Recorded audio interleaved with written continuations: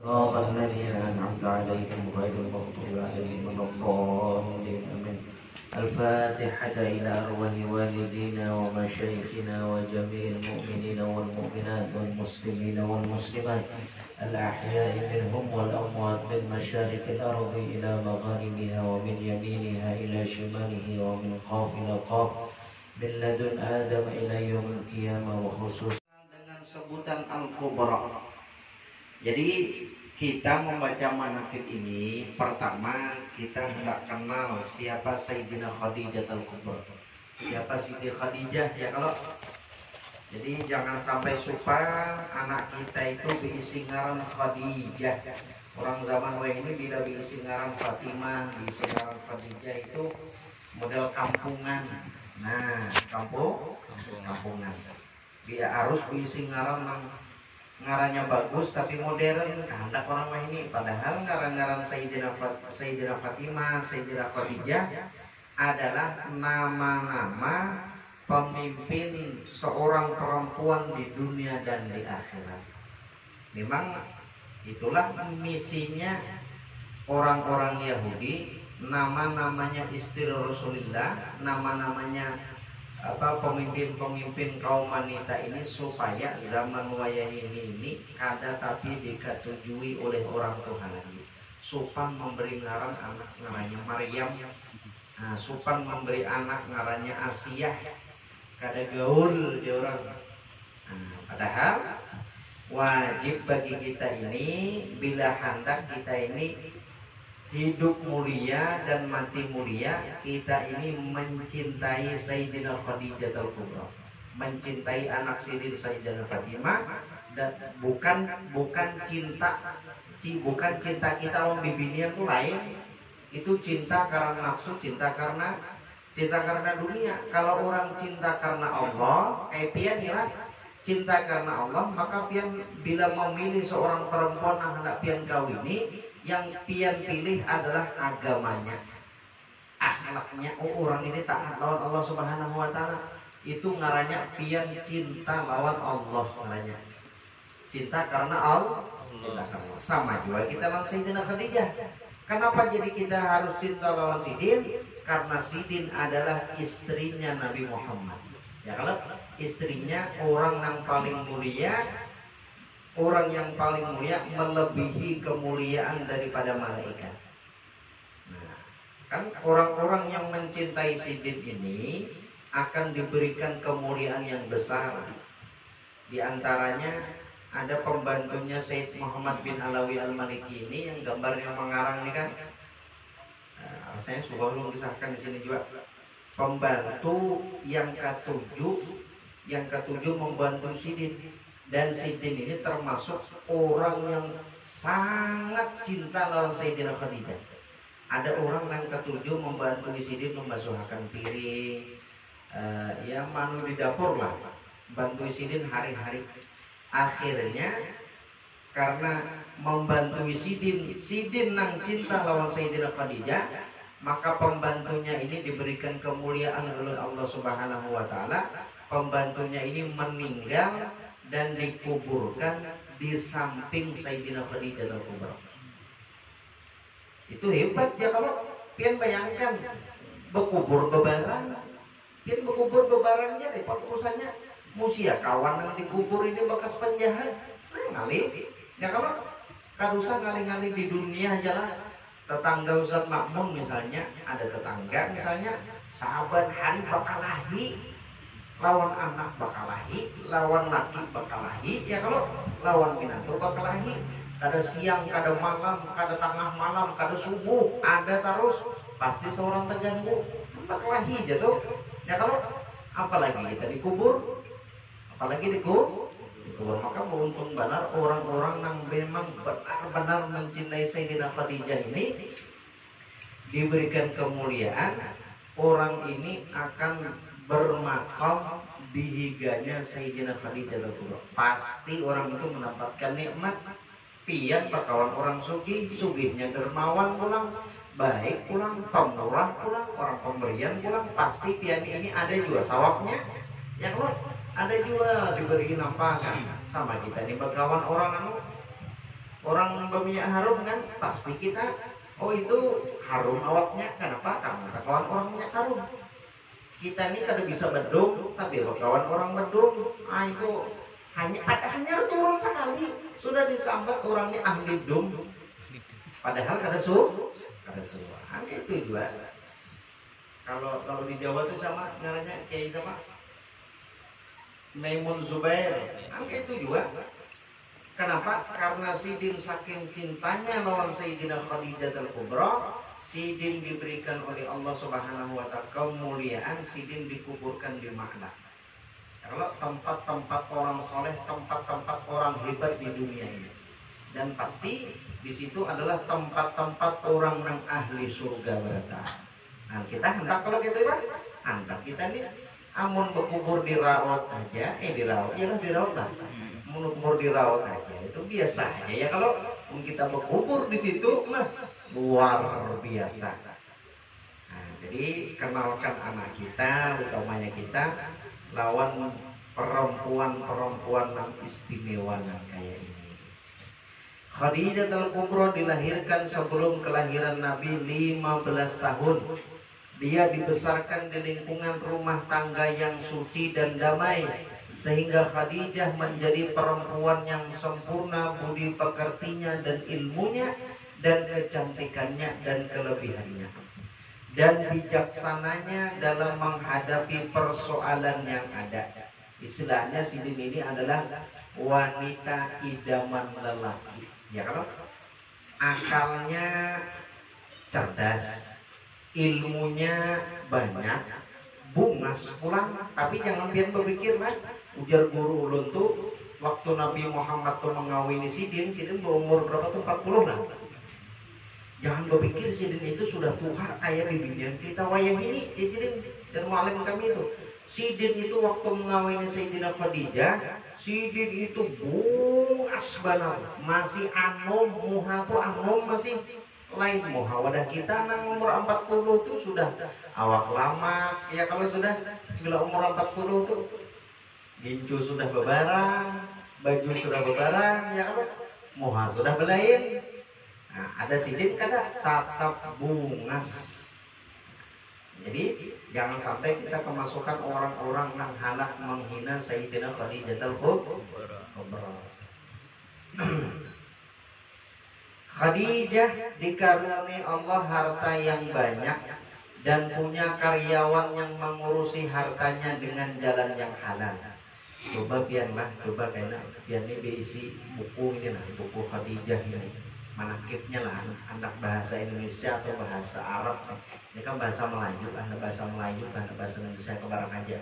Biar bacai seorangan mulai awal hingga akhir, hari-hari biar bacai, pasti tetangis biar ada tuh tetangis biar ulun seorang membuktikan. Ulun waktu di asrama tuh kada berisi nah manakib, kayaknya rasanya belum diijazahkan kan. Berisi manakib manakib Siti Khadijah karangan Said Maliki juga, tapi dalam bahasa Indonesia ulun bacai terus. Kada lawas menangis juga hati ini. Menangis kenapa? Menangis karindangan lawan Sidin. Menangis karindangan lawan Sidin. Coba pian nukar kena. Di mana kan di pasar sini, kada ada di sini. Kalau pas kamu tay kan misalnya nukar di toko kita manakib nih. Coba pian baca dia terus tatangis ulun wani jamin pian 90% pasti tetangis. Padahal dibaca pakai itu ya padahal. Jadi Khadijah itu diberikan Allah Ta'ala harta yang banyak dan punya karyawan yang mengurusi hartanya dengan jalan yang halal. Jadi selain beliau bungas, selain beliau itu luas ilmunya, selain beliau itu bijaksana, beliau ini bila mengurusi harta, mengurusi kesugihan Sidin, sugih orang nih, mengurusi kesugihan Sidin kada mau dia kita nih 100 rupiah pun masuk duit yang subhat, kada mau Sidin, kada mau. Memang orang-orang dijaga oleh Allah Subhanahu wa Ta'ala kayak itu, apalagi barang haram, barang subhat aja kada mau Sidin. Kalau zaman kita ya macam-macam main dah. dipoles orang macam-macam ngarannya. Ada nang syariah lah ngarannya, padahal bebunga juga. Sini Paji. Ya mungkin sini nah. Ini sini sudah kada pulih, biar tadudi tetap di sini. Kemudian Khadijah memberi mereka upahan yang setimpal sehingga perilakunya patut ditiru oleh banyak secara umum. Jadi istilahnya ini anak buah kada sampai mengeluh. Anak buah kada sampai mengeluh. Puas dengan apa yang diberikan Sayyidina Khadijah. Orang zaman dulu ini kan banyak anak buah ini bisa mengeluh. Ya kalau mana nang digawi banyak misalnya, suruh ini suruh itu, suruh ini suruh itu. Gawian kita misalnya di toko sakanya disuruh sidin pulang memiciki sidin, ada sampai itu suruh sidin pulang mau memasak, padahal suruhnya di toko. Kada sampai di situ suruh pulang sidin, tetap pas pulang baju sidin. Gajinya berapa? Gajinya kayak di toko juga, nah luput itu karena ya kalau luput karena seharusnya kan ingin anak buah nang memiciki awak, nang membasuhkan piring, menapasakan baju, itu harus ada hitungannya juga. Khadijah adalah sebagai intan permata yang sangat mahal. Khadijah adalah menjadi pohon kepribadian yang tinggi, baik secara perorangan atau secara umum. Setengah jam begitu nih, baca sedikit ya loh.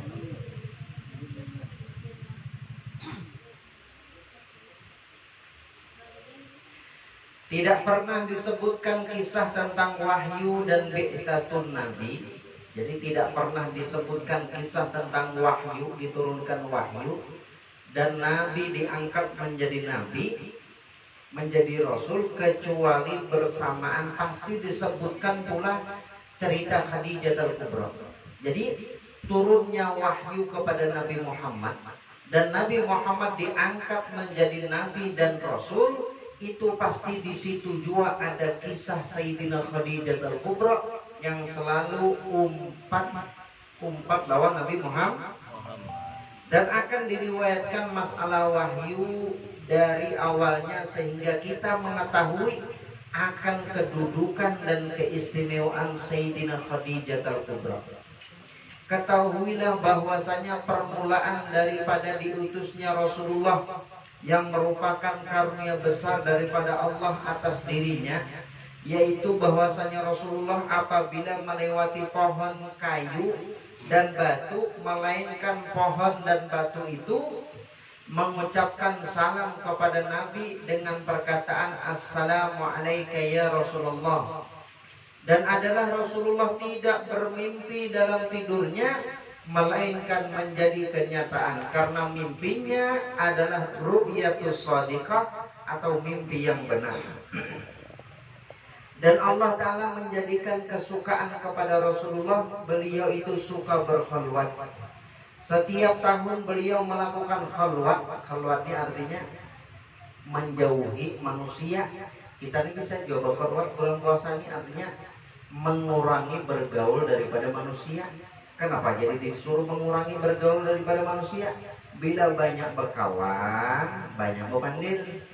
Bila banyak bepandir, ada juga makan kan? Banyak makan. Bila banyak makan, kalau Al-Quran kada terbaca. Bila banyak bepandir, pasti ada berdusta. Nah, Jepang disuruh berkhalwat, paling kada bulan Ramadan ini dikurangi berkawan. Selama sebulan di Gua Hira untuk sepenuhnya melakukan ibadah dan tafakur. Kita kalau kawan ibadah tafakur lawan Allah Subhanahu wa taala, khalwat kita paling kada mengurangi berkawan lawan manusia. Ya kalau apalagi manusia yang kada baik. Manakala Rasulullah keluar untuk pergi ke Gua Hira, maka Khadijah selalu memenuhi dan menyiapkan makanan dan minuman yang diperlukan Rasulullah dan memudahkan ia segala apa yang mampu ia lakukan untuk Rasulullah. Jika kepergian Rasulullah telah lama, Khadijah segera meninggalkan kesibukannya dan keluar menuju tempat di mana Rasulullah sebagaimana biasanya pergi, Jika sampai di sana, apabila Khadijah melihat Rasulullah sedang tenggelam dalam khalwatnya, dalam ibadahnya, dan terpusat pikirannya, kembalilah Khadijah dan tidak mengucapkan kata sepatah pun.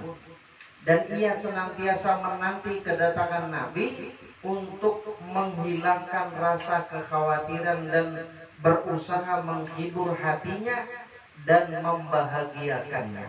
Jadi di antara sifat yang mulia daripada Sayyidina Khadijah ini adalah orang pemahaman. Jadi apabila Nabi Muhammad ini sudah lawas di Gua Hira, maka cepat berpikir Sayyidina Khadijah ini untuk meninggalkan kesibukan Sidin di rumah Sidin dan keluar untuk mendatangi di mana Rasulullah ada. Bila Rasulullah sedang tenggelam dalam ibadahnya Sidin, sedang khusyuk, maka Sayyidina Khadijah kadawani apa? Kadawani mendatangi Sidin, kadawani mengganggu Sidin. Amun kita, ya kalau amun kita biasanya pilih kita ini karena tahu seorang hanya guring sudah dibangunnya. Ya kalau amun ulun lihat itu suah ada tamu dari pondok pesantren Darul Gawa Dakwah itu datang ke wadah kami di Amunta itu.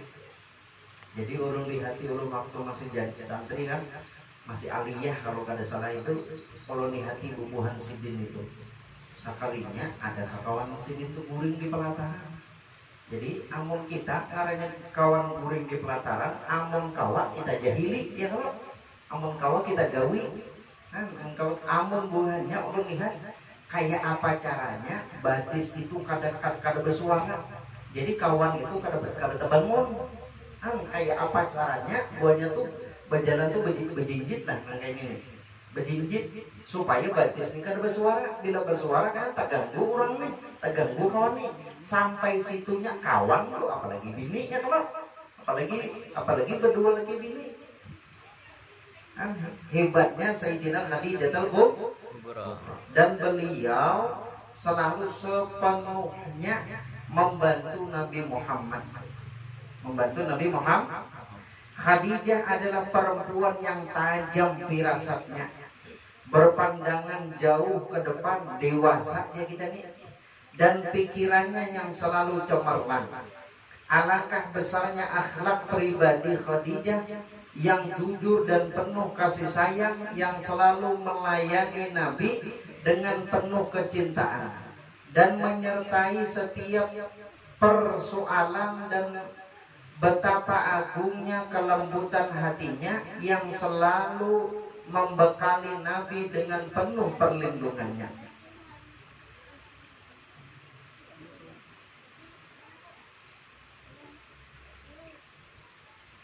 Di antara keistimewaan Sayyidina Khadijah Al-Kubra sekaligus perjalanan hidupnya yang sangat indah ialah bahwasanya semua putra Nabi Shallallahu Alaihi Wasallam adalah dihasilkan daripada Khadijah Al-Kubra kecuali Ibrahim. Maka Ibrahim daripada Mariyatul Qibtiyah, seorang budak yang dihadiahkan oleh Raja Muqawqis Mesir. Dan Iskandariyah kepada Nabi. Khadijah melahirkan 6 orang keturunan. Pertama adalah Qasim, anak sulung Nabi. Dengan Qasim Nabi dipanggil dengan sebutan Abul Qasim. Dialah putra Nabi yang pertama meninggal dan dikuburkan di Mekah, tanah airnya. Kedua adalah Abdullah yang sering dijuluki At-Tahir dan At-Tayyib, karena itu terlahir di masa setelah lahirnya Islam dan meninggal dalam usia anak-anak ditanam di tanah haram. Ketiga Zainab, anak perempuan paling besar yang dilahirkan sebelum Nabi diangkat menjadi Rasulullah. Dia telah menikah dengan Abul As bin Rabi'. Dia telah masuk Islam dan berhijrah sebelum Islamnya Abul As. Dan hijrahnya dia meninggal dunia pada awal tahun ke-8 daripada tahun hijrah Nabi dan dimakamkan di tanah Baqi. Keempat ialah Ruqayyah. Dan kelima adalah Ummu Kulthum. Keduanya pernah dijodohkan dengan kedua anak Abu Lahab. Ketika turun ayat Tabbat yada Abi Lahab, marahlah Abu Lahab, bersengatan marah, sangat marah, dan berkata kepada kedua anaknya, kepalaku dan kepala kamu berdua haram jika tiada kamu cerai akan kedua anak Muhammad yang mempunyai anak perkataan ini. Dengan begitu Abu Lahab bermaksud menyakiti Nabi SAW. Lalu keduanya berpisah sebelum dukhul dengan keduanya. Jadi anak Nabi Muhammad SAW, nang dua tadi kan, itu kawin lawan anak Abu Lahab. Nang Tabbat yada Abi Lahab wa tab, itu kan. Lalu turunlah ayat Tabbat yada tadi. Mendengar turun ayat Tabbat yada tadi, sariklah Abu Lahab tadi dan menyuruh kepada anaknya tadi supaya bercerai lawan anaknya Nabi Muhammad nang bibinian. Supaya bercerai. Tujuannya apa? Tujuannya supaya hati Nabi Muhammad ini sakit. Kenapa jadi sakit? Karena anak sidin nang bibinian dicerai, kan sakit hati itu. Tujuannya kayak itu. Lalu keduanya berpisah sebelum dukhul. Jadi anak Nabi Muhammad bibinian dan anak Abu Lahab tadi berpisah sebelum jima, sebelum dijima, tahu ya kalau jima lah. Nah, sebelum ya gitu kan. Kemudian Ruqayyah kawin dengan Sayyidina Utsman ibn Affan dan hijrah bersamanya ke negeri Habasyah untuk menyelamatkan iman. Kemudian dia kembali berhijrah bersama Sayyidina Utsman ke Madinah. Di antara keistimewaan Sayyidina Khadijah Al-Kubra ialah bahwasanya Nabi Muhammad tidak pernah melupakan cintanya kepada Khadijah untuk selama-lamanya, dan Nabi selalu menjaga keluarganya semasa hidupnya beliau, selalu mengirim hadiah untuk keluarga Khadijah dan tidak pernah meninggalkan mereka. Setiap Nabi Nabi membagi-bagi rizki kepada sahabat-sahabatnya Rasulullah. Jadi Nabi Muhammad ini ketika meninggalnya Sayyidina Khadijah Al-Kubra ini, beliau tetap memperhatikan keluarga bini ya kita ini. Amun kita lah, naudzubillah bang, amun kita kebiasaan nang ulun lihat itu, bila orang itu sudah bercerai lawan mintuhagin bercerai, padahal ngaranya mintuhan ini tetap ngaranya mama ya. Kalau tapi orang wayah ini itu ngaranya bercerai habis berataan, kada tahu lagi keluarga bini itu kada urus. Kalau perlu kalau usah dirawat.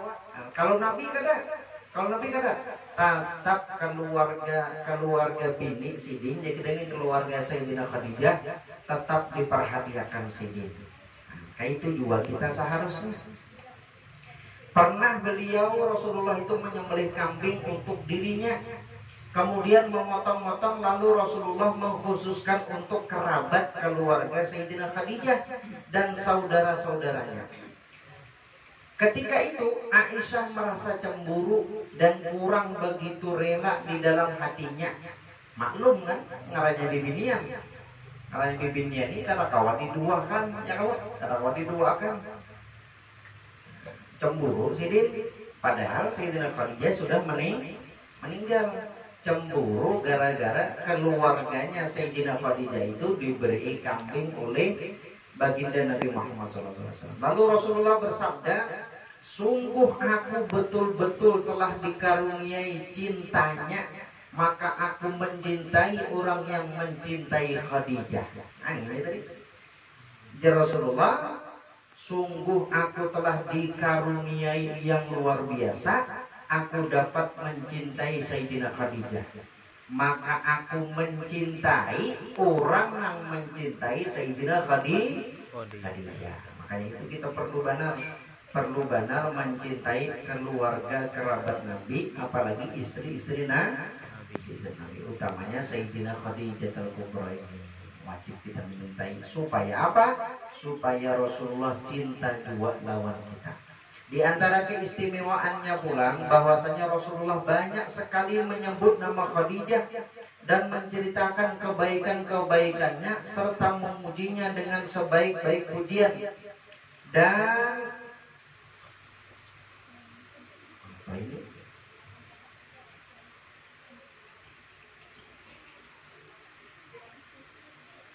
memintakan ampun kepada Allah untuk Sayyidina Khadijah. Ya kita walaupun Sayyidina Khadijah sudah meninggal, tetap Rasulullah itu memintakan ampun lawan Sayyidina Khadijah. Ujar kita ini, bini sudah meninggal, tetap kita mahaulinya. Amun kita kan, tetap mahaulinya. Bukan kita kada peduli gitu ya kan. Nah itu juga Rasulullah. Dan mendoakan Khadijah dan mendoakannya Rasulullah itu sering-sering menceritakan tentang harta kekayaannya. Jadi Rasulullah pun sering mendoakannya dan beliau sering berkisah tentang kekayaan Sayyidina Khadijah yang berataannya itu dijulung lawan Rasulullah. Kemuliaannya dan keutamaannya dan kesempurnaannya. Manakala Aisyah mendengar Rasulullah sedang menceritakan tentang Khadijah, maka ia betul-betul sangat cemburu. Lalu Aisyah mengatakan, Khadijah tidak lain kecuali perempuan yang merah kedua pipinya, telah menjadi nenek yang tua. Cemburu kan? Orang cemburu. Allah telah menggantikan untukmu yang lebih cantik daripadanya, seorang gadis yang masih belia, yaitu Sayyidina Aisyah. Jar Sayyidina Aisyah. Maka seketika itu Rasulullah pun marah mendengar cemburunya Sayyidina Aisyah dengan ucapannya dan membencinya atas perbuatan seperti itu. Seraya Rasulullah berkata, Allah tidak akan menggantikan untukku, untuk diriku yang lebih baik daripada Sayyidina Khadijah. Khadijah telah beriman kepadaku pada saat orang-orang kafir kepadaku, orang-orang kufur kepadaku. Dia telah membenarkan aku saat orang-orang mendustakan diriku. Dia telah menolong diriku pada saat orang-orang mengusir diriku. Dia telah melapangkan hatiku pada saat orang-orang menghalangiku. Dan dia telah memberi keturunan padaku, sedangkan istri-istri yang lain tidak. Dengan demikian dapat kita ketahui bahwasanya kecemburuan Sayyidina Aisyah bukan terlahir daripada rasa benci atau permusuhan, akan tetapi itu adalah tabiat yang biasa dimaklumi bagi wanita. Dan Aisyah yang meriwayatkan hadis tentang Khadijah kepada kita. Jadi Sayyidina Aisyah ini bisa cemburu. Ya kalau bisa cemburu, tapi cemburu sidin itu bukan sakit hati, bukan sarik. Amun orang wayang ini, orang berbini dua, bini yang pertama tuh sarik dan dasar sarik ketahi-tahi jadi tadi. Ya kalau dasar sarik ketahi-tahi, mun kawa dibunuhnya, mun kawa disandetnya. Ada Sayyidina Aisyah ini kada sarik sampai seitu. Buktinya apa? Buktinya seluruh kisah Sayyidina Khadijah itu yang meriwayatkan adalah Sayyidina Aisyah. Yang mengisahkan Sayyidina Khadijah ini siapa? Sayyidina Aisyah yang cemburu tadi. Berarti cemburu sidin bukan cemburu karena benci. Mudah-mudahan kita berataan diberikan cinta yang besar kepada Sayyidina Khadijah al-Kubra, dan mudah-mudahan kita berataan kaina di akhirat dikumpulkan lawan Sayyidina Khadijah al-Kubra dan dikumpulkan bersama baginda Nabi Muhammad SAW. Al-Fatihah. A'udzubillahi minasyaitonir rajim. Bismillahirrahmanirrahim. Alhamdulillahirabbil alamin. Arrahmanir rahim. Maliki yaumiddin. Iyyaka na'budu wa iyyaka nasta'in. Ihdinas siratal mustaqim. Siratal ladzina an'amta 'alaihim ghairil maghdubi 'alaihim waladdallin. Bismillahirrahmanirrahim. Qul huwallahu ahad. Allahus samad. Lam yalid. 25. 24 gini aja mantas. Mau 5 aja gin balain lain pun sehari ada nang taduhun tadi.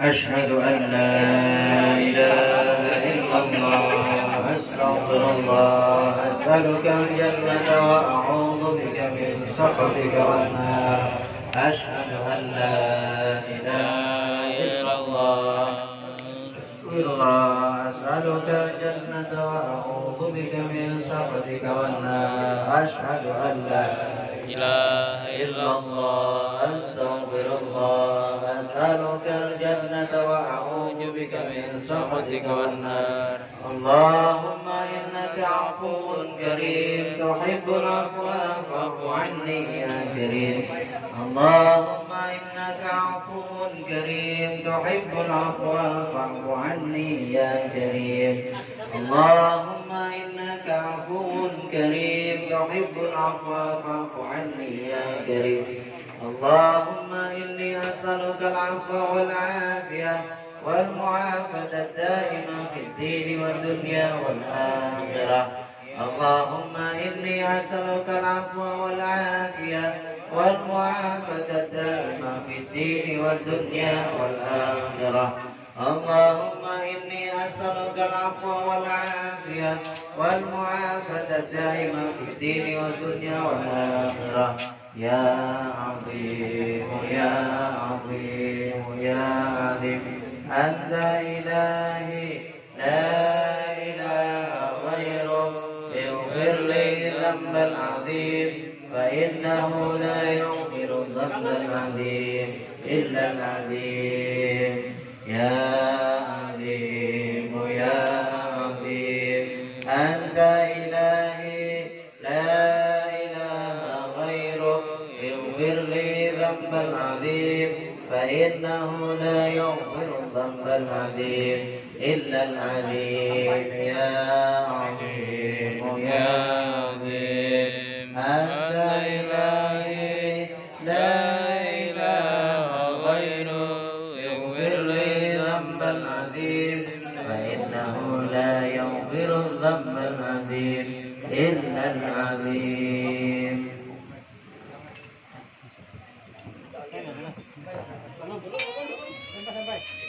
Oh, bujur, Pak.